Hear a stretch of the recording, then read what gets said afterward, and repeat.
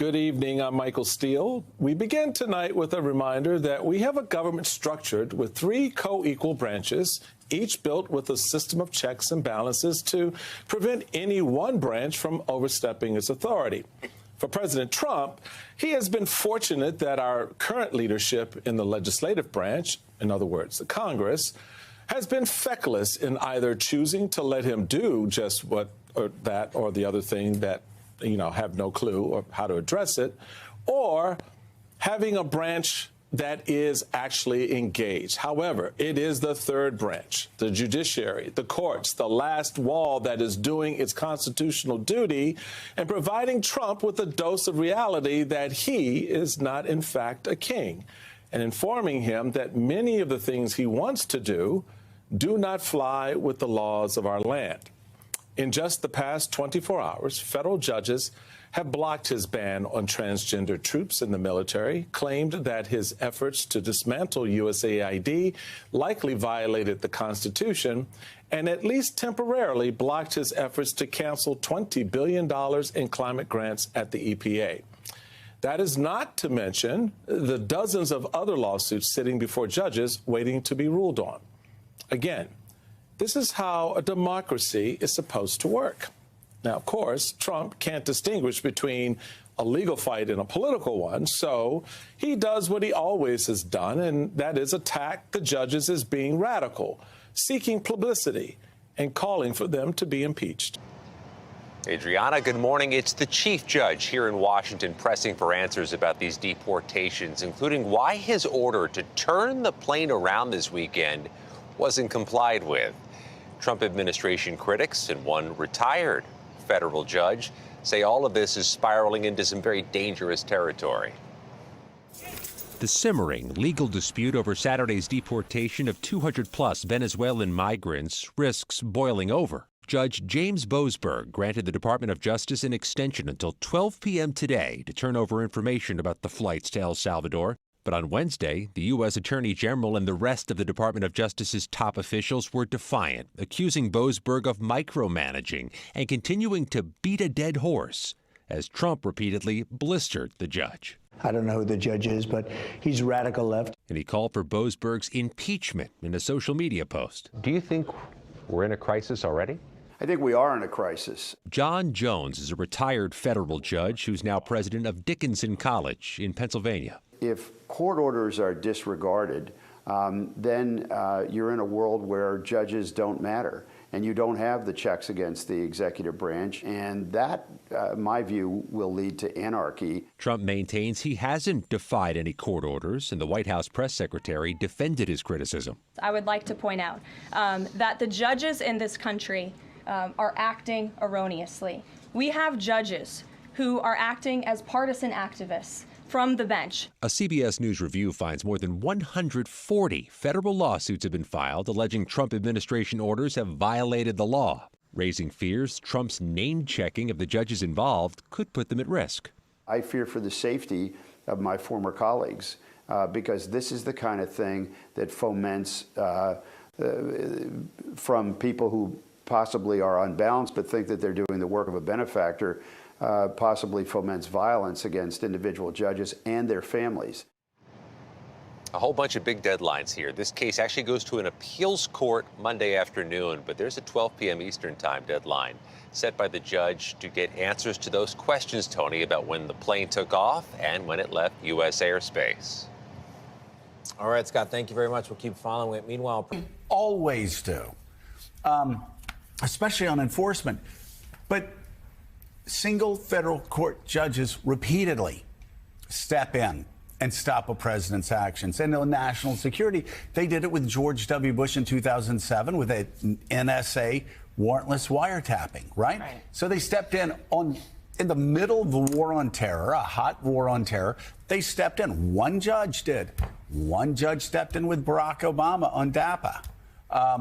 Again, about immigration. One federal judge did. One federal judge stepped in the Biden administration on vaccine mandates. But this happens all the time. It happens to every president. So for for the Attorney General of the United States and other people saying, why, one judge can do this, one judge has done this, and they can't defy a federal judge that's done it. That's how Madisonian democracy works. Yeah. And as Republicans are saying in the Senate, if you don't like it, that's why God made appellate courts. Well, that's also why we have the separation of powers.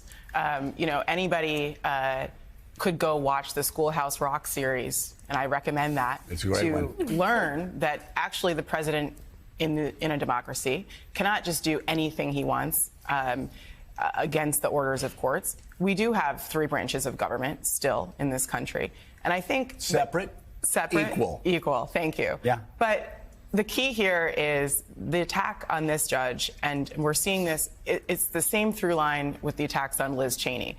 This is really not about an ideological issue. This is about Donald Trump and this White House attacking anybody who stands in their way. And that is an authoritarian impulse. This is, across the board, it doesn't matter. It's clear right now what the ideology of the person is. If they are willing to have the courage to speak out against this administration in any way, whether they be a university president, a Republican-appointed judge, if they are doing their job, and if they are upholding the office that they took an oath for, and that happens to conflict with what the White House wants, this White House will go after them. Well, the thing is, though, the argument right here is not really even on the law. Right. He just wants to get the facts. Okay, so who did you deport? You say they're in a gang. Give me some of the details. Give me the facts. When did the flights take off? So this judge is just trying to do what any judge throughout history would do, get the facts so he knows how to apply the law to the facts. And so, again, it is 3 separate but equal branches. And the fact that they keep pushing back hard, we talked about this off air. I think Donald Trump kind of tipped his hand when he talked about Bobby Knight a couple days ago. They're just working the refs, like Bobby Knight worked the refs. And so they're pushing. And then when they're asked, are you going to defy court order? And they go, well, of course not. We're not going to defy the court order. The judges in the courtroom are, of course, Your Honor, we're going to get you the information. We're not going to defy.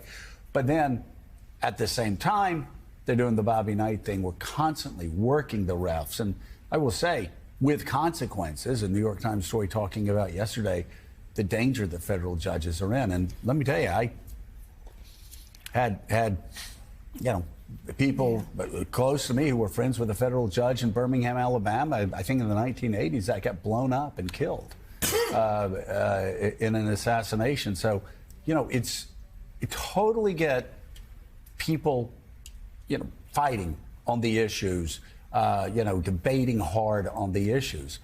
But you just can't call these judges lawless or anything else because they're doing what judges did to Joe Biden, what judges did to Barack Obama, what judges did to George W. Bush. Yeah.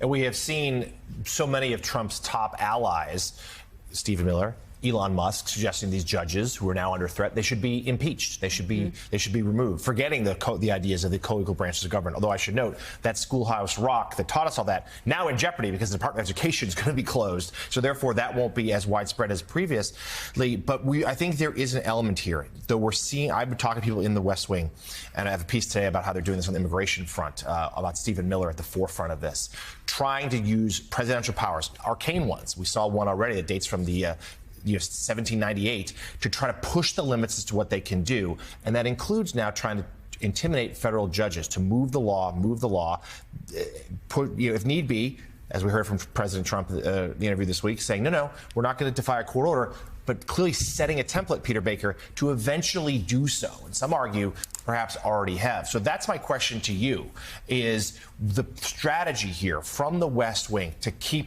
testing, to keep pushing, to keep prodding, to looking for the weak links, that, maybe right now they will largely obey court orders, maybe try to fight them on technical grounds, but it certainly seems like they're laying the groundwork for something bigger.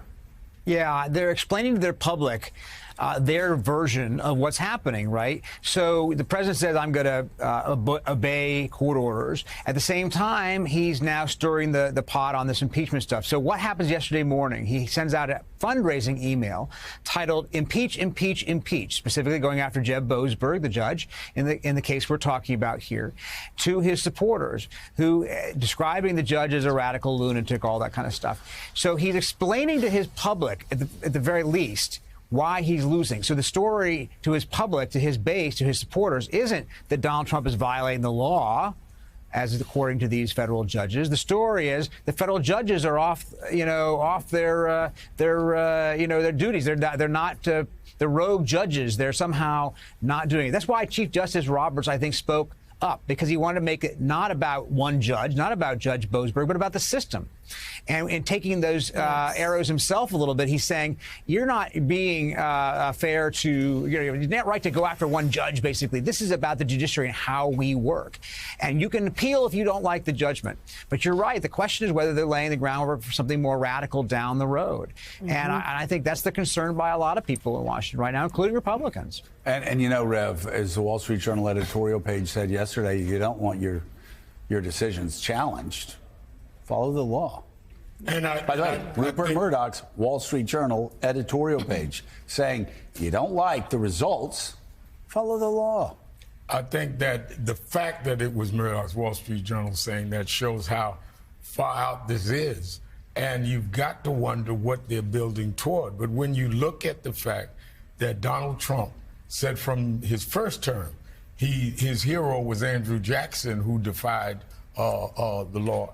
I learned from our historian here that he wasn't the one that said enforce it, but he certainly was the one that would challenge it. Mm-hmm. Trump gave every signal that he intends to upset how we deal with the balances of power and enforcement of laws of judges. And I think that this is what we're seeing, a test run.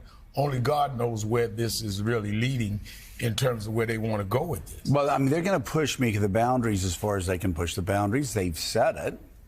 And they are certainly well within their rights to try to push the boundaries as far as they can.